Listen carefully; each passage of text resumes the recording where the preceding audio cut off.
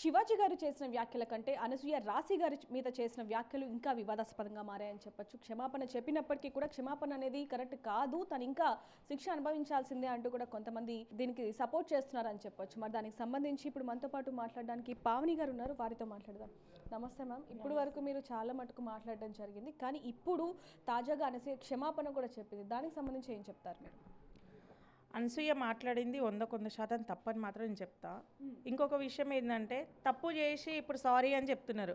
మరి సారీ చెప్పగానే దొంగతనం చేసినోని కూడా, వ్యభిచారం చేసినోని కూడా, హత్యలు చేసినోని కూడా తప్పు అయింది అన్నప్పుడు వదిలేసేయాలి.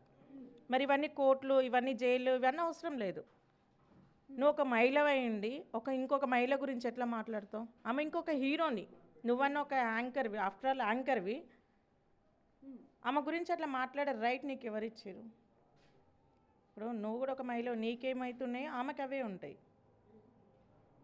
ఆమె ఫలాలు ఏంటివి, ఎట్లుంటాయి చూపించగలుగుతావా? సారీ నువ్వు అసలు సారీ చెప్పలేదమ్మా. 100% నేను చెప్తా, ఆమె సారీ మాత్రం చెప్పలేదు, వెట్టకారంగా చెప్పింది. ఎందుకంటే ప్రపంచంలో ఇప్పటికే నా మీద కాంట్రవర్సీ నడుస్తుంది, ఇది ఒకటి జరుగుతుందన్న ఉద్దేశంతో జస్ట్ అమ్మ పెట్టింది.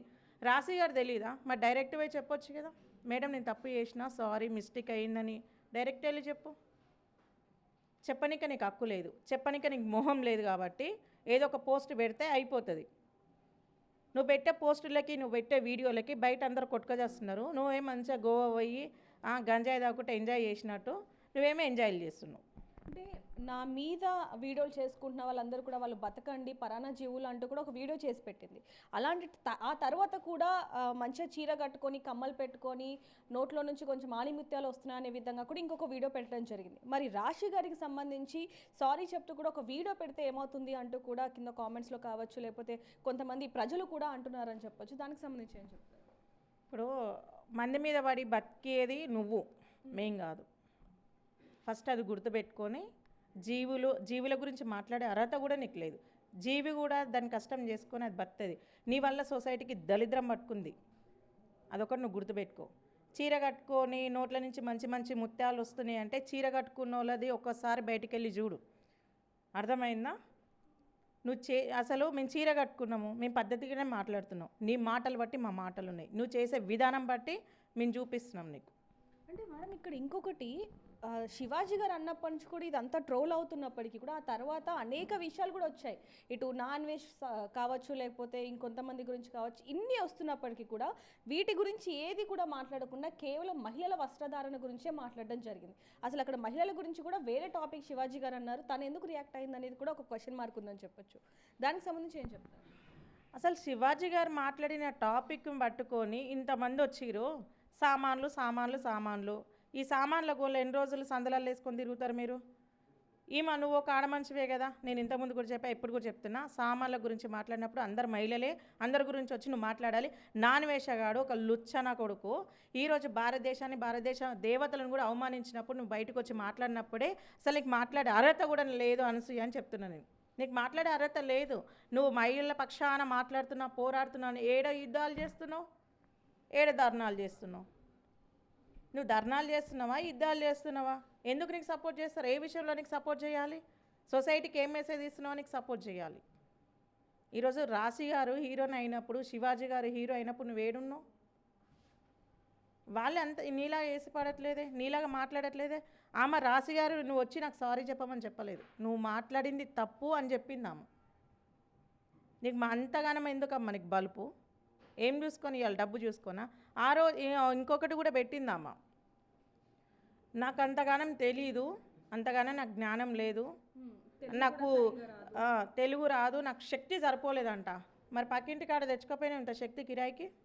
ఛానల్ కూడా ఉంది, ఆ ఛానల్కి వెళ్ళనే తీసుకునేది ఏంటి, వస్తుండే నీకు శక్తి. చిన్న పిల్లవా, మీ అమ్మ సంకలేసుకొని తిరుగుతున్నా, నీకు తెలియదా? ఇద్దరిని కన్నావు, 40 ఏండ్లు వచ్చినాయి, నీకు తెలియదంటే ఎవరికి చెప్తున్నావు? ఏ ఊర్లో ఉట్టి పెరిగినావు? గట్కేశ్వరే కదా, నీకు తెలుగు రాదా సక్క? ఏమొచ్చు మరి? నీకు వచ్చిన భాషల్లోనే తప్పైందని ఒప్పుకో, బయటకు వచ్చి వీడియో పెట్టు కనీసం. అది పెట్టడానికి మొహం లేదు, ఎందుకంటే అందరు చెప్పులు తీసుకొని నేను కొడతారు కాబట్టి. చెప్పులు తీసుకొని కొడతారు బయటకు వస్తే. ఎవరు మేడం, ఇక్కడ ఇంకొకటి తన కొడుకు కూడా అనడం జరిగింది, నువ్వు ఇలాంటి బట్టలు వేసుకోకమ్మా అన్నప్పుడు ఎవరు నువ్వు అని చెప్పి కొడుకుని అన్నింది అంటే రేపు పొద్దున అతను ఏ పెంపకంలో పెరుగుతున్నట్టు, అసలు ఏంటి అసలు? ఇప్పుడు ఆవు గెట్టున మేస్తే దూడ పోయి శీలం అయ్యేదు, రెండొకటి కాడ మేస్తే.